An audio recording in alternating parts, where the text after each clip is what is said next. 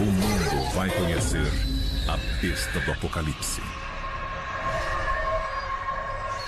Vai começar a grande tribulação.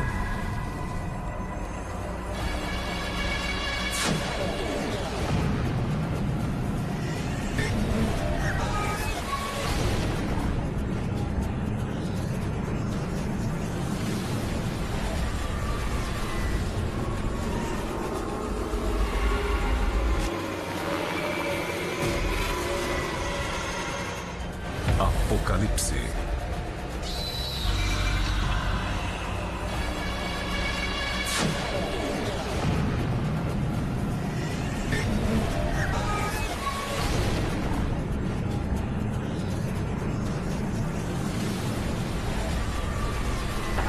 O maior líder de todos os tempos! Tem acontecido a mesma coisa na época da vida. Primeiro o sangue, depois o terror. Uma das cabeças do monstro parecia que tinha recebido um golpe mortal. Mas a ferida havia sarado. O mundo inteiro ficou admirado e seguiu o monstro. Todos adoravam o dragão porque ele tinha dado a sua autoridade ao monstro. Uma das cabeças do monstro parecia que tinha recebido um golpe mortal. Mas a ferida havia sarado. O mundo inteiro ficou admirado e seguiu o monstro. Todos adoravam o dragão porque ele tinha dado a sua autoridade ao monstro. Eles adoravam também o monstro, dizendo: Quem é tão forte como o monstro? Quem pode lutar contra ele?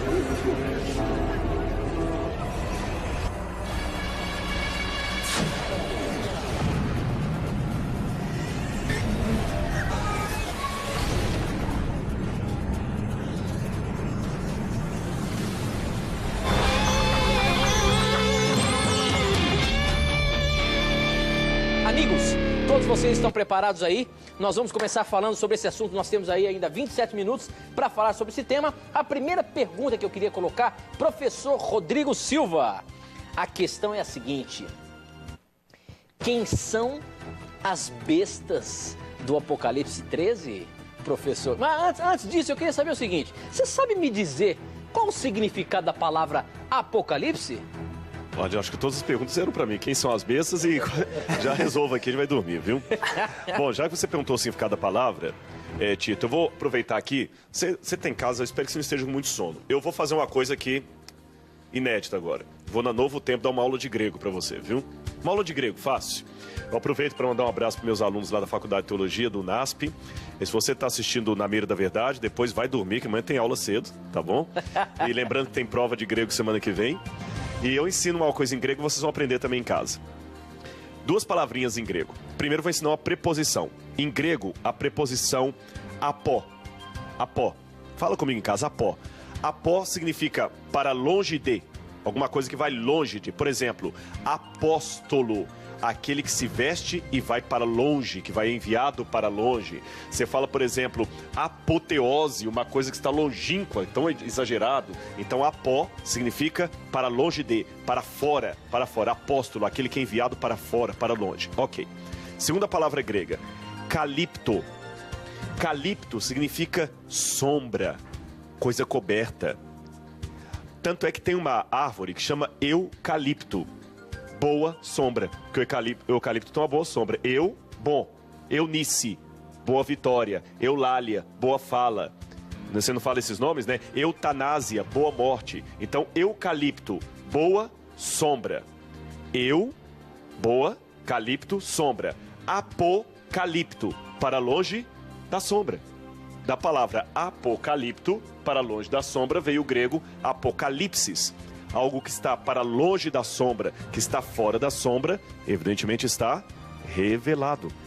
Perdeu a sua cobertura, está agora na luz. Então esse mito de que o Apocalipse é um livro fechado, um livro obscuro, não procede. A palavra Apocalipse lembra apó, para longe de, calipto, sombra, para longe da sombra, a luz revelado. Isso significa a palavra Apocalipse. Agora, com relação às duas bestas do Apocalipse, eu vou começar, porque eu quero que meus amigos participem também, viu, Tito? Pois eu vou não, começar dizendo o que as bestas não são.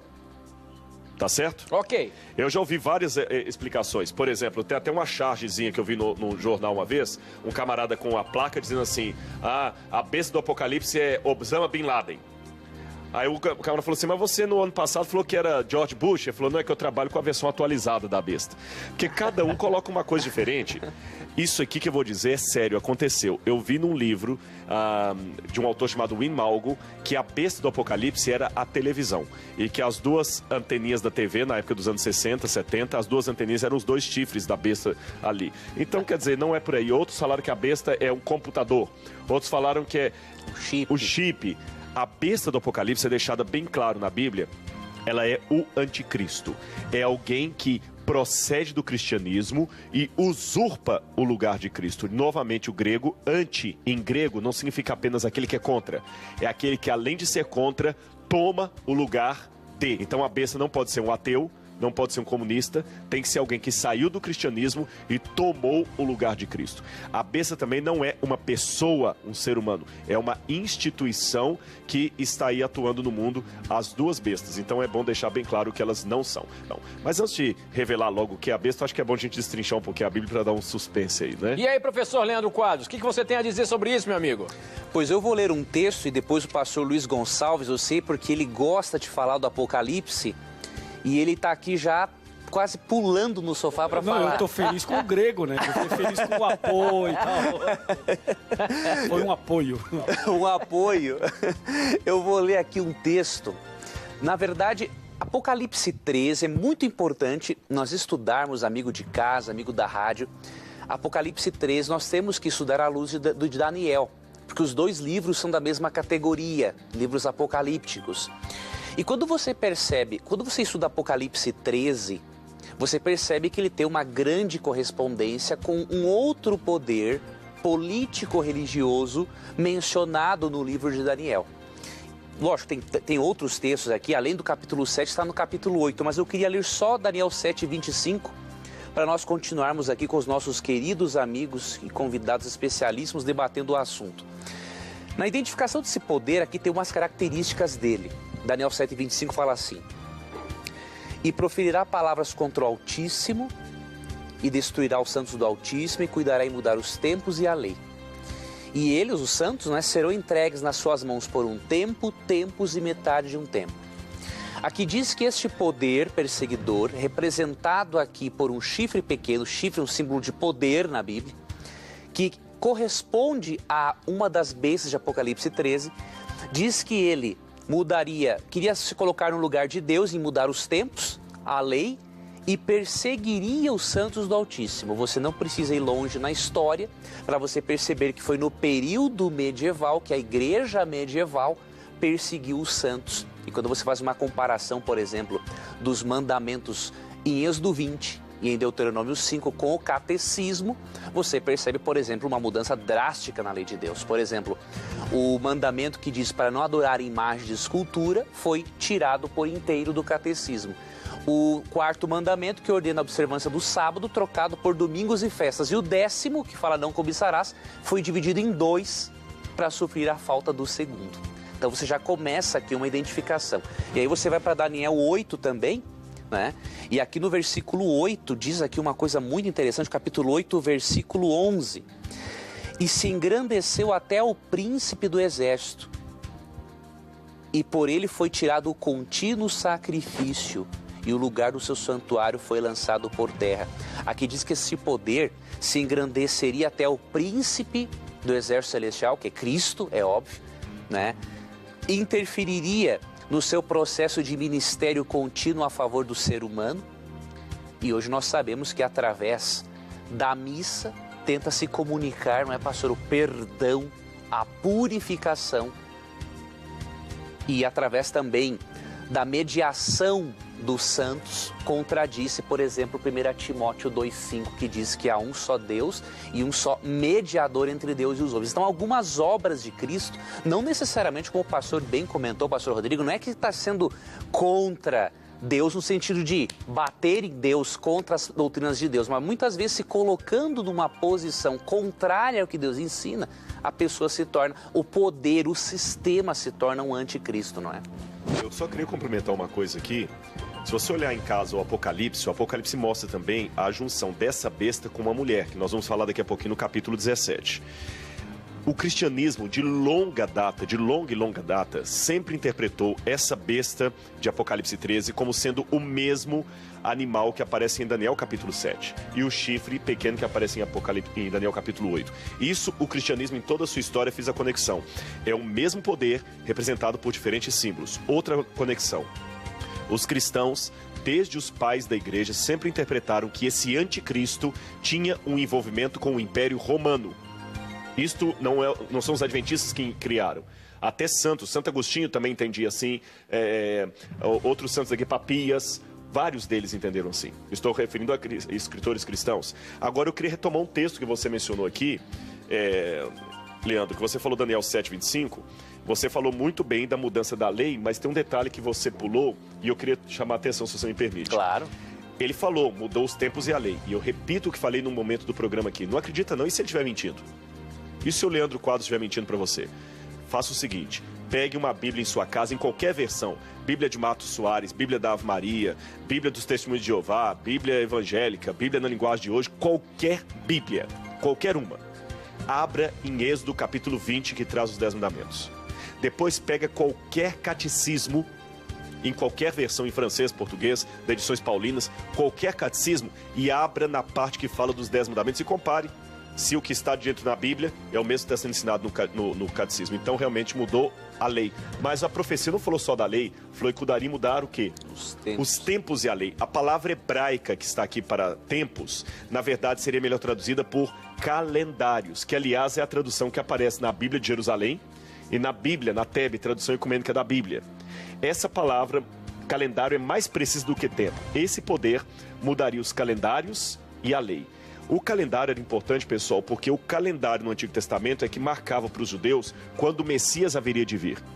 E a Bíblia sempre mostra um calendário baseado na astronomia e na agricultura. Os meses em hebraico significam lunações. Os dias eram contados pelo pôr do sol. Então sempre era a agricultura, as festas judaicas que profetizavam a vida do Messias eram festas de agricultura, a festa dos tabernáculos, a festa da Páscoa. E o que Roma fez, especialmente depois que ela cristianizou-se? Ela começou a mudar os calendários. Mudou os calendários. Mesmo antes de cristianizar, Júlio César mudou os calendários. Depois o Papa Damaso também mudou os calendários. O Papa Gregório mudou o calendário. Você que está em casa, faz um exercício. Qual é o último mês do ano? Dezembro? Muito bem. Dezembro, a palavra dezembro, lembra que número para você? 10, mas é o mês 12. Novembro, lembra que número? 9, mas é o mês 11. Outubro, lembra? 8, mas é o mês 10. Setembro, lembra 7, mas é o mês 9. Quem mudou isso? Roma. Por que cada ano o carnaval cai numa data diferente? Porque a igreja, mudando a data da Páscoa, que a Bíblia não fala que a Páscoa é sempre no domingo, a Páscoa tem um dia exato para cair, de acordo com a Bíblia, a igreja pega essa Páscoa e estabelece, será sempre em tal domingo.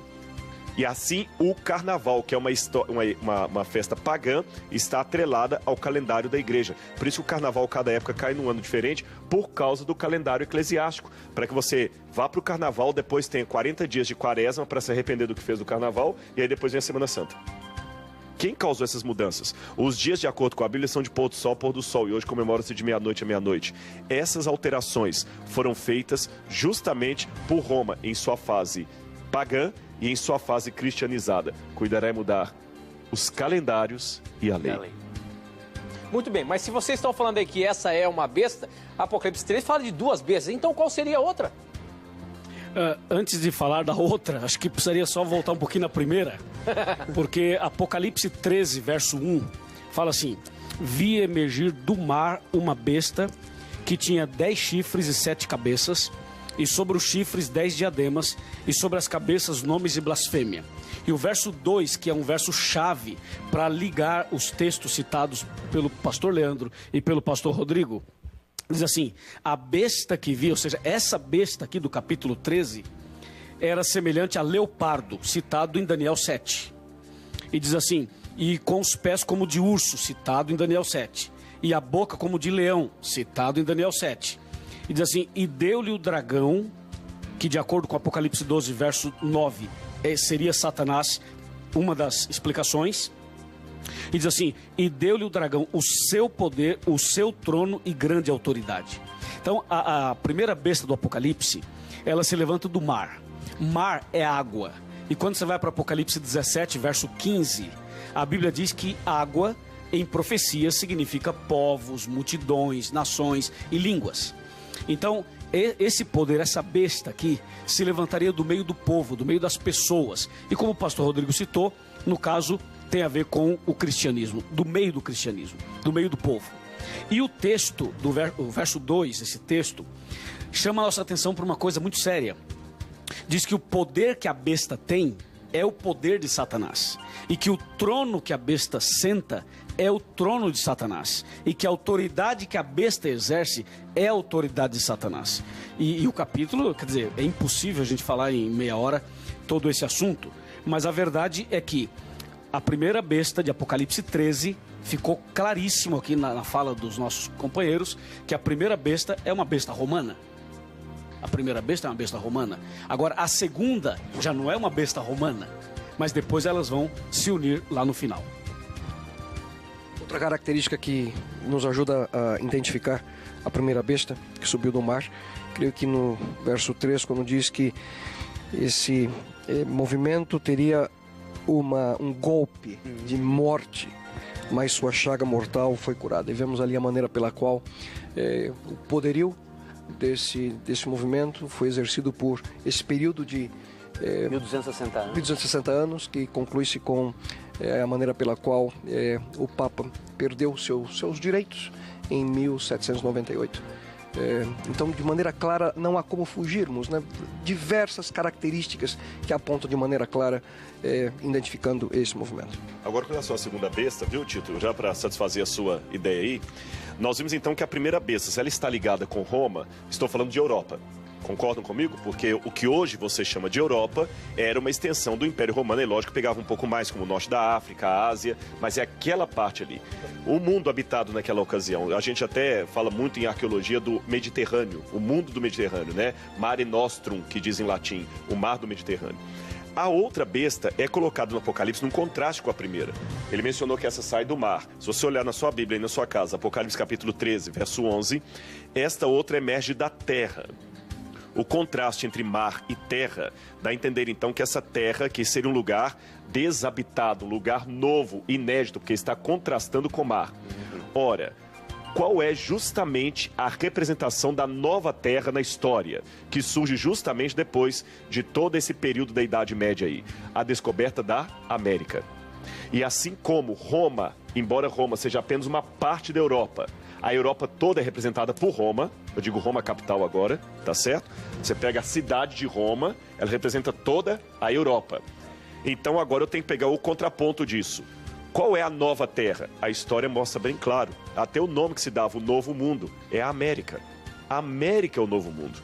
E assim como a cidade de Roma representava o Velho Mundo, qual é a cidade que representa o Novo Mundo? Não é Brasília, não é Engenheiro Coelho, não é Jacareí, é Washington. Se você olhar, os Estados Unidos da América estão representando na história o Novo Mundo. Embora, é lógico, Cristóvão Colombo chegou nas Antilhas e Cabral chegou aqui. Mas apesar da descoberta da América ter se dado nas Antilhas, a representação da América é até a chamada América do Norte. Então, na minha opinião, esta América do Norte representa a segunda besta do Apocalipse. Tanto é que no verso 11 diz que ela tem aparência de cordeiro, mas fala como dragão. Eu tenho muitos amigos americanos e, assim como eu tenho amigos católicos, eu espero que eles não se sintam ofendidos com o que eu vou dizer. Mas como país, eu não estou falando do americano, meu amigo, mas como país, os próprios americanos admitem isso. Você tem Michael Moore, que escreve sobre isso. Os Estados Unidos hoje são o gafanhoto do mundo. Eles consomem a maior parte da comida do mundo, a maior parte da eletricidade, eles dominam a economia, eles manipulam as mentes, mas eles parecem cordeiro, porque parece uma nação protestante, voltada aos princípios da família, mas ela tem uma aparência de cordeiro, mas fala como dragão. A Bíblia, o país da liberdade religiosa, ninguém pode ofender ninguém, o país dos direitos civis, olha que lindo, os negros foram respeitados lá, mas é o país que mostra, através de Hollywood, a maior promiscuidade, a maior pornografia, onde as igrejas estão abandonando. Esse país aqui, segundo a profecia, exercerá no futuro, uma aliança com a primeira besta que terá alcance mundial. Duas coisas para fechar aqui. Tem que ser mundial, porque a Bíblia fala que o sinal da besta será colocado em todas as pessoas. Então tem que ter um alcance, um governo de características mundiais. E hoje estamos a postos disso acontecer, porque muitos sociólogos dizem que precisamos de um governo mundial, extra-fronteiras, que controle as bolsas de valores, a internet, tráfico de drogas e de armas, que hoje, infelizmente, estão nas mãos de ninguém. Precisamos de um governo único. É bom isso. Mas, de acordo com a profecia, esse mesmo governo mundo único pode fazer a tríplice aliança. Agora, quando você ouve falar de besta, a palavra besta, principalmente eu que sou mineiro, hoje tem uma conotação meio, deixa de ser besta. Na verdade, a gente usa a palavra besta ainda por causa de uma tradição bíblica, mas a palavra besta em grego é therion. Therion significa fera, monstro, animal. Então, na verdade, é um animal que surge da terra e um animal que surge do mar. Tá bom? Essa é a questão. A gente usa besta ainda por uma questão de tradição, mas não sinta que é besta no sentido de xingar alguém, de ofender. É um monstro, é um animal que representam poderes político-religiosos. Agora, muito bem, a gente conseguiu identificar essas duas bestas no Apocalipse 13. Agora, por que entra a questão de Apocalipse 17? Porque Apocalipse 17 fala de 7 reis envolvendo a besta. Que história é essa daí, professor Leandro Quadros? Que a gente pode começar a startar esse assunto aí e tentar destrinchar em 7 minutos. O que vocês conseguem passar pra gente essa explicação do Apocalipse 17 aí? Olha, antes de eu comentar com os colegas aqui, eu queria dizer o que esses reis não são. Então, algumas pessoas, por exemplo, leem Apocalipse 17, 9 e 10... E quando fala assim que 5 reis caíram, um existe e outro vai existir e durar pouco tempo, algumas pessoas dizem que aqui é uma relação de 7 papas e que no último, quando vier o último papa, Cristo vai voltar. Isso não procede biblicamente, é até uma forma preconceituosa, diríamos assim, de abordar um texto bíblico tão importante e não podemos desrespeitar os irmãos católicos com esse tipo de interpretação, né? Então, o detalhe é que Apocalipse 17 não está falando de pessoas isoladas. Mas como o pastor Rodrigo mencionou, o pastor Kleber e todos aqui, o poder representado por uma das bestas aqui em Apocalipse é o sistema. Então, jamais qualquer cristão pode ter um sentimento anti-papa ou anti-catolicismo, porque isso não faz parte do espírito cristão. Por exemplo, a Igreja Adventista tem um manual, né, que é o livro Declarações da Igreja, e você percebe ali, em um capítulo muito interessante, o respeito que o Adventismo tem para com todas as igrejas e os irmãos católicos romanos. Então, o fato de identificar o papado como uma das bestas do Apocalipse nada tem a ver com os irmãos católicos. Agora, não podemos jamais aceitar essa interpretação de que os 7 reis são 7 papas antes da volta de Cristo. O texto bíblico não dá margem para isso, até porque quando você lê, por exemplo, Apocalipse 17, aqui no versículo 10, o apóstolo fala o seguinte: são também 7 reis, 5 já caíram, um existe, outro ainda não é vindo, e quando vier convém que dure pouco. Ora, se eu jogar todo o texto para o futuro, eu estou adotando uma interpretação futurista, ou seja, Deus se revela nas profecias apocalípticas só para o futuro. Mas não é isso que acontece. Deus se revela ao ser humano ao longo da história. Então, pelo sistema historicista, pela metodologia historicista, Deus, no livro do Apocalipse, tem uma mensagem relevante para as 7 igrejas da Ásia, de acordo com Apocalipse 1:4, foi escrito para eles. Deus tem uma mensagem para o passado, para as 7 igrejas da Ásia, para o presente e para o futuro. Ou seja, o método historicista, que não é uma criação adventista, como o Dr. Rodrigo destacou, né? Os protestantes, especialmente de fala inglesa, até o século XIX, seguiam essa metodologia de interpretação, mostra que a profecia apocalíptica tem uma relevância para o passado, para o presente e para o futuro. Então, quando João fala assim que um dos reis existe, possível, logicamente, ele está falando de um reino, de um império, de algum poder que existia nos dias dele. E nós sabemos que no final do século I, quando ele escreveu o Apocalipse, não existiam papas, o papado não existia. Então é óbvio que não pode estar falando aqui de 7 papas, certo? Então, isso primeiramente é o que não é. Os 7 reis não são 7 papas. Não espalhe essa lenda. Uma vez uma pessoa me escreveu, eu escrevi um artigo há algumas semanas sobre esse assunto, e uma pessoa, amigos, me escreveu o seguinte: ué, mas por que eu não posso ter liberdade de interpretar o Apocalipse dessa forma? Simplesmente porque em tudo na vida nós temos que ter critérios. Eu tenho que ter critérios na minha vida. Existem critérios interpretativos, hermenêuticos, de estudo da Bíblia que eu devo seguir, senão é uma bagunça. Se eu disser, por exemplo, eu interpreto o Apocalipse do jeito que eu quero, então eu não posso dizer para um ateu que ele está errado quando ele diz assim que a verdade é relativa. Não, eu tenho que ter critérios. Agora, se não são 7 papas, amigos, o que podem ser esses 7 reis aqui? Aí é com vocês. Eu queria aproveitar um gancho que o Rodrigo deixou aqui para dizer o seguinte: essa visão, essa interpretação do capítulo 17 de Apocalipse como sendo essa instituição milenar que nós falamos aqui, ela não é defendida inicialmente pelos adventistas e só. Nós mencionamos aqui hoje sobre uma obra de Dante Alighieri, e Dante Alighieri, nessa obra Divina Comédia, justamente no canto 19, ele identifica essa mulher de Apocalipse 17 como sendo a igreja romana. Se você vai, por exemplo, para os escritores aí do século XVIII, século XIX, você vai perceber que eles fazem a mesma identificação. Isaac Newton, por exemplo, que foi um tremendo matemático, que escreveu mais sobre teologia do que sobre matemática, ele declarou na sua obra em 1733 de que essa mulher do capítulo 17 é sim a igreja romana. O detalhe é o seguinte: esses 7 reis, o Leandro falou sobre o que eles não são.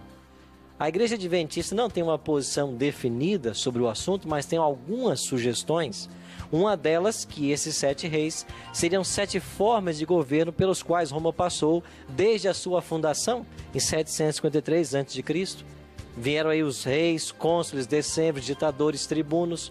Um existe agora, seriam os imperadores, e um ainda não chegou. Quem não havia chegado na época de João? O sistema papal, que só chegou em 538. Uma outra interpretação aponta para 7 impérios que sempre atacaram o povo de Deus desde a Assíria. Aí você tem a Síria, o Egito, a Babilônia, a Medopérsia, a Grécia, a Roma em sua fase pagã e sua fase papal. São algumas visões que nós temos e devem ser trabalhadas com muito cuidado.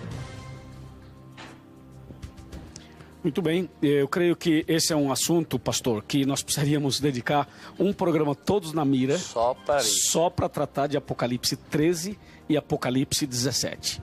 Mas a verdade é a seguinte: como o nosso tempo realmente não dá mais, eu só queria chamar a sua atenção para uma coisa importante. Apocalipse 17, verso 5, diz assim: na fronte da mulher achava-se escrito um nome, um mistério: Babilônia a Grande, a mãe das meretrizes e das abominações da terra. Então a Bíblia se refere à mulher. Mulher aqui se refere justamente a um movimento religioso, no caso uma igreja. E o pastor Arilton já fez o comentário, já explicou a respeito disso. O que eu queria dizer é o seguinte: é que na testa dessa mulher estava escrito Grande Babilônia, mãe das meretrizes, mãe das abominações. Quando você vai para Apocalipse 18, verso de 1 a 4, Deus é claro em dizer que a grande Babilônia espiritual vai cair. E que antes que ela caia, Deus tem um chamado para os seus filhos, concordando com o que o pastor Leandro Quadros mencionou. Diz que Deus tem seus filhos, logicamente, em todos os movimentos religiosos. E Deus diz em Apocalipse 18, verso 4, sai dela, povo meu. É um chamado de Deus para que as pessoas aceitem realmente a verdade e andem no caminho correto apontado pela palavra de Deus. Queridos pastores, infelizmente o nosso tempo acabou, a gente vai ter que encerrar aqui. Eu sei que esse assunto dá muito pano para manga, a gente vai ter que marcar um outro para a gente destrinchar mais essas questões, mas eu queria agradecer vocês, a cada um de vocês imensamente pela participação do programa aqui, Todos na Mira, e a gente vai se encontrar a qualquer momento ainda, quem sabe no segundo semestre. A gente vai combinar alguma coisa para a gente trazer aqui mais novidades, mais discernimento para os nossos telespectadores. Agradeço a cada um de vocês, muito obrigado. A gente não tem como mais nos despedir, a gente vai encerrar aqui, e a você que esteve com a gente, muito obrigado pelo carinho da sua audiência, muito obrigado pela sua participação, e lembre-se, sempre que você tiver a coragem de perguntar, neste programa, na TV Novo Tempo, a Bíblia terá coragem de responder. Até o nosso próximo encontro. Tchau.